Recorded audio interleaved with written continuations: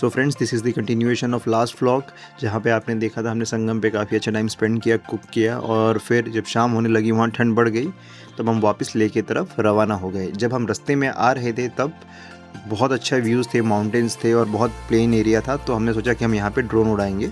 ना मुझे अच्छे से आता है, ना मेरे साथ वाले जो मेरे साले साहब थे उनको आता है। जस्ट ट्रायल के लिए हमने यहाँ पे, क्योंकि बहुत खुला एरिया था, तो सारे कंट्रोल्स और वो सब ट्राई करने के लिए हमने यहाँ पे ड्रोन उड़ाया। As you can see, views बहुत ही फिनोमिनल हैं। ये लास्ट नाइट जो स्नोफॉल हुई थी उसकी वजह से यहाँ बहुत सारे माउंटेन्स फुल्ली स्नो कवर्ड हो चुके हैं। So as you can see in the horizon, mountains पूरे वाइट हो चुके हैं। अगर आप मेरे पुराने व्लॉग्स में देखेंगे तो आते टाइम यहाँ बिल्कुल स्नोफॉल नहीं थी। सो अब यहाँ से हम लोग फिर शांति स्तूपा की तरफ चले गए, जहाँ से पूरी लेह सिटी दिखती है, और वहाँ पे हमने सनसेट एंजॉय किया, जो मैं आगे इस व्लॉग में कवर करूँगा। So friends, while you're enjoying the drone shots, I would like to share some information with you. If anyone is planning to do Leh Srinagar in the month of November or after November, it can be done. So usually जो YouTube पे perception है कि आप नवंबर के बाद लेह लद्दाख नहीं जा सकते। हाँ, बाइक से नहीं जा सकते, but by 4 wheeler you can do it. और मिड दिसंबर तक आप सेफली कर सकते हो, क्योंकि लास्ट 4-5 सालों से जो वेदर पैटर्न्स हैं वो ऐसे हो चुके हैं कि ज़ोज़िला मिड जनवरी तक खुला रहता है। तो आपको वेदर फोरकास्ट देखना है अच्छी तरीके से, and if you plan your trip accordingly you can do it with caution. Again I am saying, काफ़ी आपको सावधानियाँ बरतनी पड़ेगी। It can be dicey but it can be done. So अगर आप इस ले आते हैं, और ये जो 200-300 किलोमीटर्स का रूट है ज़ोज़िला टू ले, ये अपने आप में बहुत ब्यूटीफुल है।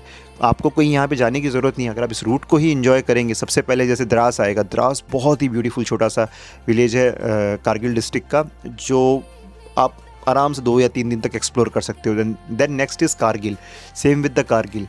और फिर जब आप ले पहुंच जाएंगे तो ले के अराउंड 40 to 60 किलोमीटर्स में बहुत सारे स्पॉट्स, जैसे हेमिस मॉनेस्ट्री है जो हमने आपको दिखाया, संगम पॉइंट है, गुरुद्वारा पत्थर साहिब है, ये सब भी आप इजीली एक्सप्लोर कर सकते हो। ये सब चीज़ें इवन स्नोफॉल के बाद भी बंद नहीं होती।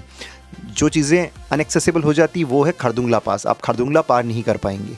अगर आप खरदुंगला पार नहीं कर पाए तो आप पेंगोंग, दिस्कित, हुंदर, ये सब जगहें आपकी छूट जाएगी। सो बेसिकली आप इस 300 किलोमीटर्स में भी आप बहुत सारे स्पॉट्स ईजिली देख पाएंगे।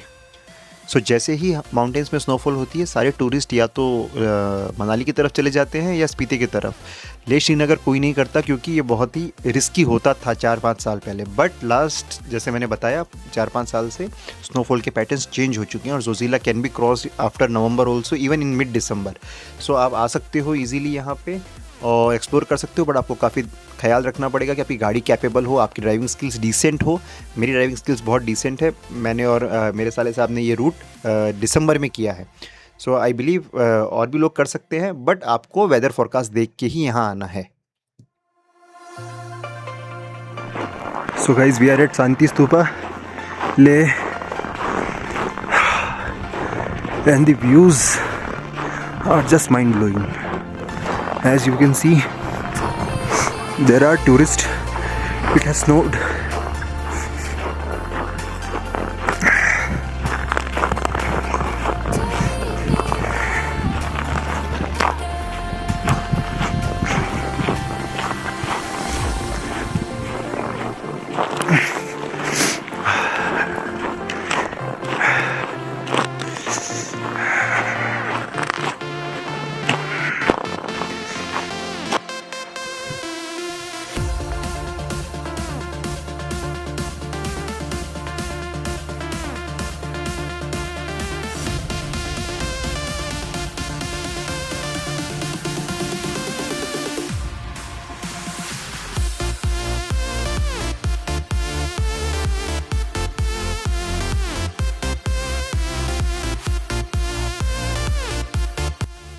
सो फ्रेंड्स, ये था हमारा कुछ आज का दिन। जब भी हम चंसा वापस आते हैं तो वहाँ पे हमेशा हमें चाय, कॉफ़ी या सूप या नूडल्स सर्व करते हैं। ये इनका कल्चर है, and they even didn't charge us for this.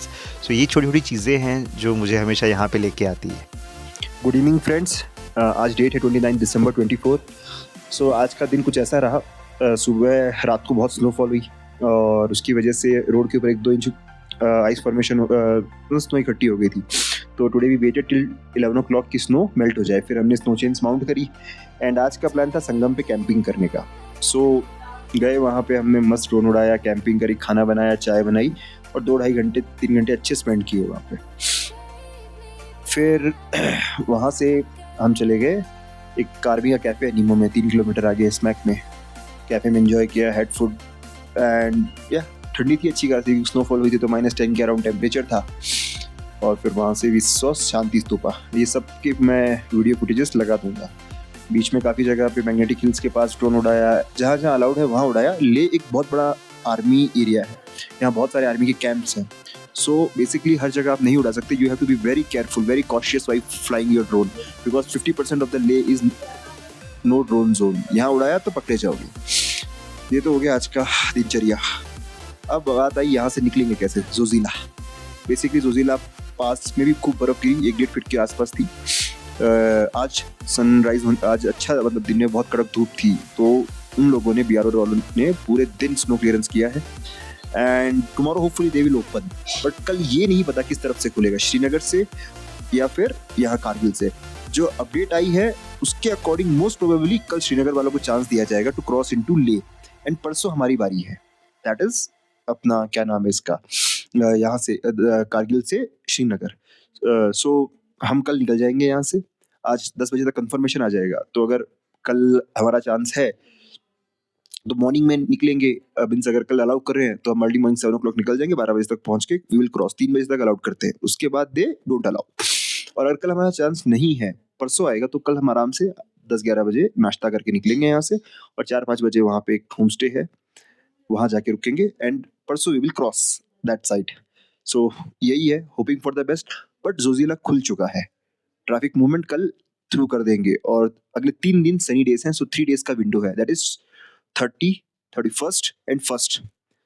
सो हम इसमें पार कर जाएंगे। तो anyone visiting Leh in winters, keep this in mind, you are at the mercy of Zozila Pass and weather.